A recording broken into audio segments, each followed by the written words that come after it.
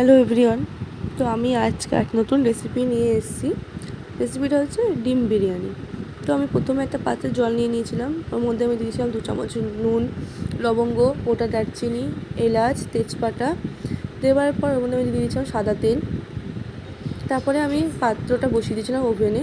তো জলটা ভালো করে ফুটে ওঠার পর ওখানে আমি আগে থেকে ধুয়ে রাখা চাল দিয়ে দিয়েছিলাম। তারপরে আমি একটা পাত্রে বসিয়ে দিয়েছিলাম কড়াই, তাতে আমি ভেজে নিয়েছিলাম বেরেস্তা ভাজা হয়ে যাওয়ার পর ওই কড়াইতে আমি ভেজে নিয়েছিলাম আলু, তারপর ভেজে নিয়েছিলাম ডিমটা ভাজার পর ডিমটা আমি কষা করে নিয়েছি, যেরকমভাবে ডিমের কষা করে। তো ওরকম করার পর আমি একটা পাত্রে, যেই পাত্রতে ভাত করেছিলাম ওই পাত্রেই আমি দিয়ে দিয়েছিলাম লেয়ারের জন্য কয়েকটা তেজপাতা।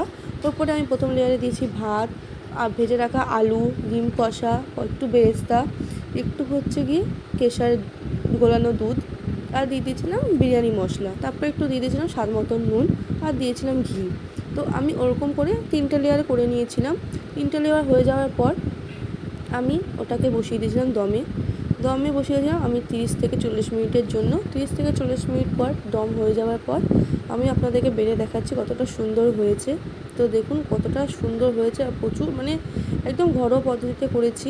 আর আমরা অ্যাকচুয়ালি এখানে গোলাপ জল আর কেওড়া জলটা স্কিপ করেছি, কারণ যেহেতু আমার স্মেলটা একদমই ভালো লাগে না, এর জন্য আমি ওইটা দিইনি। আপনারা চাইলে ওটা স্বাদ মতন দিতে পারেন, গোলাপ জল আর কেওড়া জল আপনাদের মতন স্বাদ অনুযায়ী। তো ভিডিওটি আশা করছি আপনাদের ভালো লেগেছে। যদি ভালো লেগে থাকে অবশ্যই সাথে like and comments, subscribe, share করে দেবেন। দেখা হচ্ছে পরবর্তী কোনো একটা ভিডিওতে। নমস্কার, আপনারা সবাই ভালো থাকবেন।